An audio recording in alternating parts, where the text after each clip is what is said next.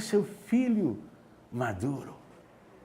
No Antigo Testamento, os profetas falavam assim: assim diz o Senhor. E nós gostamos, algo tão seguro. Isso não é opinião de Amós, isso não é uma opinião de Isaías, isso é assim diz o Senhor. Mas o Novo Testamento é superior ao Antigo. E sabe como diz Paulo no Novo? Acerca disto não tenho palavra do Senhor, mas dou a minha opinião, como quem alcançou fidelidade, misericórdia para ser fiel. E essa parte, essa opinião de Paulo, Deus quis que ficara no cânon. Isso é maturidade. Ele quer poder chegar o dia que possa falar para a igreja, como ele já falou. Se 2 ou 3 de vocês atam alguma coisa na terra, tem sido atada no céu. Se desatam alguma coisa na terra, tem sido desatada no céu. Essa é a classe de representação e de autoridade que o Pai quer dar a seus filhos.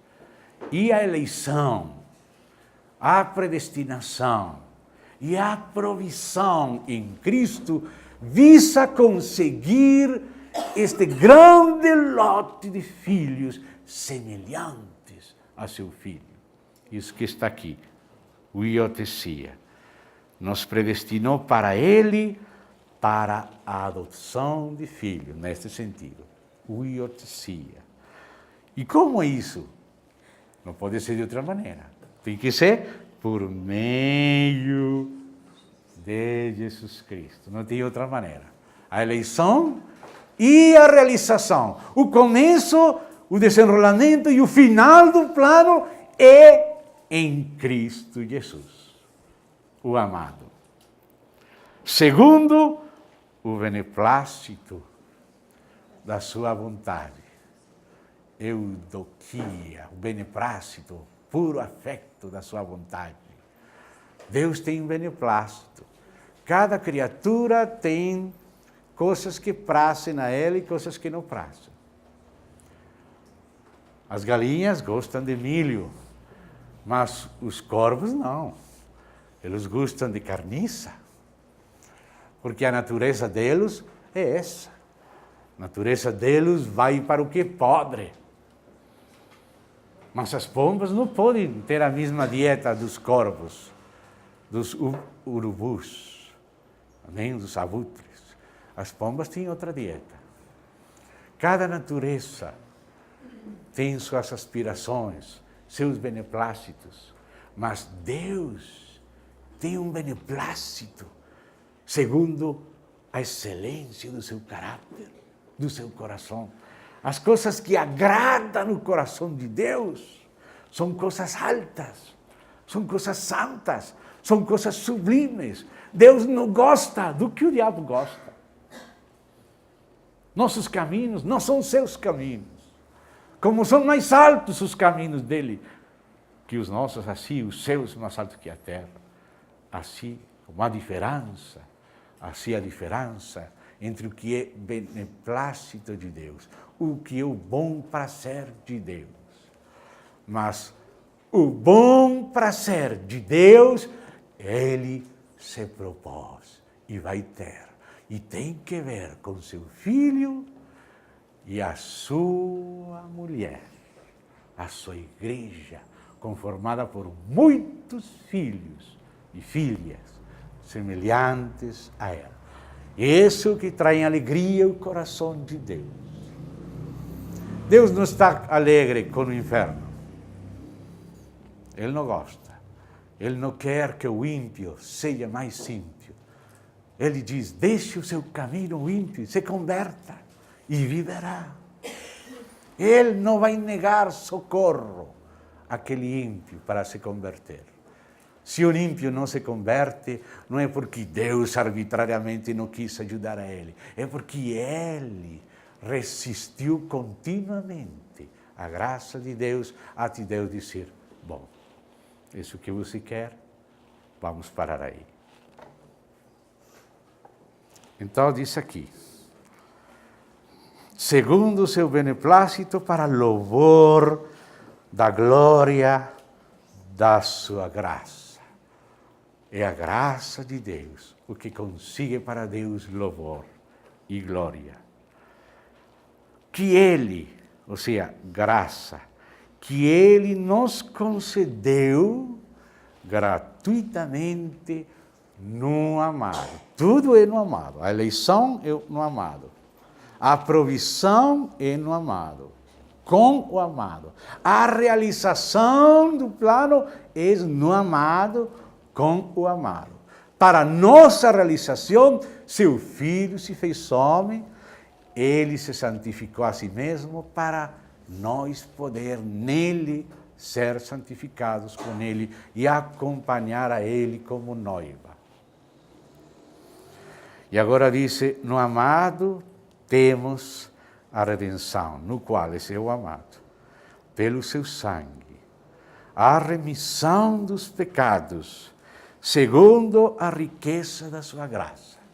Aqui no verso 7, a graça tem que ver com redenção, tem que ver com remissão de pecados, com perdão. Mas no verso 8, a graça é também para algo mais que perdoar. A graça também é para nos revelar o seu propósito e nos conduzir nessa provisão a cooperar com Ele, com seu propósito. Então, a graça não é somente para perdoar. A graça diz também aqui que Deus derramou abundantemente sobre nós em toda a sabedoria, sofia e fronesen. Prudência, fronese de freio, prudência, inteligência, traduz outras versões, porque a verdadeira inteligência é se afastar do mal, colocar freio, prudência. Então, olha aqui, a graça que nos concedeu o perdão é uma graça que nos concede outras coisas também. É uma graça que, além do perdão, concede sofia, ou seja, sabedoria e prudência. Uma graça que é capaz de formar Cristo em nós. Porque a sabedoria é Cristo. A sabedoria de Deus é Cristo. A graça nos concedendo sabedoria, é permitindo Cristo se formar em nós para nos conduzir com prudência. A graça não é só para perdoar. Por isso, em Romanos, quando ele falou do perdão, da justificação, então alguns podiam pensar, bom, agora que Deus vai perdoar nossos pecados, agora podemos pecar. Ele disse, de modo nenhum. Acaso porque abundou o pecado, sobreabundou a graça, agora por causa da sobreabundante graça vamos pecar? Não, de modo nenhum, porque os que fomos mortos com ele, o pecado, como vamos pecar ainda? Ou seja, que a graça também nos batizou na sua morte. A graça nos incluiu na morte dele, nos liberou de nós mesmos. E a graça nos ressuscitou. A graça não só nos perdoou, a graça nos concedeu Cristo como vida, para ser nossa sabedoria e prudência. E sabedoria em relação com o mistério da sua vontade. Aí vem o seguinte verso. Diz, graça que Deus derramou abundantemente sobre nós em toda a sabedoria e prudência, desvendando-nos o mistério da sua vontade. Este é um dos principais mistérios a ser administrados aos santos no Novo Testamento. Paulo fala que existe no Novo Testamento o que ele chama de administração apostólica dos mistérios de Deus. Ele disse em capítulo 4, no começo do capítulo 4 da 1 Coríntios, que os homens nos tenham, disse ele, o apóstolo Paulo, como servos de Deus e administradores dos mistérios de Deus. E o primeiro mistério é o próprio de Deus. E outro é vontade de Deus. O mistério tem que ver com o ser de Deus, com o seu ser, com sua essência, com sua natureza, com sua eternidade, com sua perfeição, seu ser. Mas o outro mistério tem que ver com o seu querer. E este segundo mistério de Deus, o mistério da sua vontade. Deus tinha um propósito, uma explicação para tudo que Ele faz. E Ele abre a sua noiva, como um noivo que está se declarando a uma menina, porque quer que ela seja com sua esposa, que acompanhe ele na vida e que juntos façam todas as coisas. Ele já não quer fazer nada sem ela. Se ele está vendo uma paisagem, ele não está contente, se ela não está bem também, se ela não está desfrutando. Qualquer esposo compreende isto. Qualquer pai também. E assim é nosso Deus. Então, Ele abre como noivo seu coração à sua noiva e desvenda o mistério da sua vontade. À igreja é revelado o propósito eterno de Deus. A vontade de Deus, às vezes, se somos meninos, tem que se revelar com mandamentos para nós. Por exemplo, em Tessalonicenses, a igreja é uma igreja nova. Então, aí fala, são irmãos bem novos, 3 meses de convertidos. A vontade de Deus é a vossa santificação. E fala como os maridos têm que ter as suas mulheres, como os servos que têm que tratar os seus amos, os amos aos servos, os pais aos meninos, os filhos aos pais. Tem que explicar a vontade de Deus, é orar, é não menosprezar as profecias, é ajudar os pobres. Tem que explicar toda a vontade de Deus minuciosamente, porque a igreja é nova. Ao menino você tem que dizer tudo. Mas já em Romanos, a igreja mais amadurecida, ele agora fala da boa vontade agradável de Deus. Não fala tão exatamente. Fala que temos que comprovar qual seja a boa vontade. Mas a igreja, os Efésios, ele fala do mistério da sua vontade eterna. O propósito eterno de Deus. Deus quer nos conduzir. Os meninos têm que explicar muitas coisas, mas Ele quer conseguir alguns meninos mais maduros para que já não tenha que estar dizendo tudo. Já ao conhecer a Ele, eles já sabem tudo. Não precisa estar dizendo aquilo que falamos uma vez passada do papelzinho no chão. Não tem que ter algum verso que fala que tem que pegar o papel do chão. Você conhece o Senhor, não está escrito nenhum versículo que fala do papel no chão. Mas você conhece o Senhor. Você pega o papel do chão. Você não deixa as coisas lá botadas, tudo bem ordenadinho. Por quê? Porque você conhece o caráter do seu Senhor. Mas ainda isso não é o mais perfeito. O mais perfeito é conhecer a vontade perfeita, eterna de Deus. O mistério da sua vontade no sentido eterno. Deus tem servos. Mas ele disse, um servo não sabe o que faz seu Senhor. Mas se vocês fazem o que eu vos digo, já não vou chamar de servos, vou chamar de amigos. Porque as coisas que ouvi do meu Pai, vos ensinei. Então Deus quer filhos maduros, que sejam um com Ele, com a causa dEle, que compreendam o propósito eterno de Deus e que estejam comprometidos com Deus, em colaborar com Deus na sua graça, para que Deus tenha o seu propósito. Deus, o Pai, quis fazer bodas a seu filho. Ele quer uma esposa semelhante a Ele, que seja como Ele é. Que ele possa dizer de ela, como Adão disse de Eva. A galinha, era muito boa a galinha, o ovo frito muito bom, mas até isso. A vaca tem leite, pode fazer manteiga, queijo, mas quando viu a Eva, esta agora é carne da minha carne, este é osso dos meus ossos. Isso é o que Deus quer. Deus falou de Adão mas estava falando de Cristo, porque Romanos disse que Adão é figura de aquele que viria. Aquele que viria é Cristo. Então Adão é figura de Cristo, e então Eva é figura da igreja. E quando Deus viu Adão, que é figura de Cristo, falou: não é bom que o homem esteja só. Lhe vou fazer ajuda idônea. Lhe vou fazer. Deus, o Pai, falou: vou fazer isto. Essa é a decisão de Deus. Vou fazer para Adão uma mulher que seja como ele, que sejam um. Então disse: desvendando nós o mistério da sua vontade, segundo o seu beneplácito que propusera. Ou seja, aquilo que é o prazer de Deus, ele se propôs, e nada pode impedir a Deus.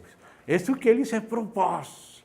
Aqui Paulo primeiro começa a nos mostrar o que Deus se propôs, e depois o que Deus proveiu em Cristo para conseguir plenamente este propósito. Que maravilha! Deus não só quer, Deus provê, Deus semeia tudo o que precisa para ter o que Ele quer.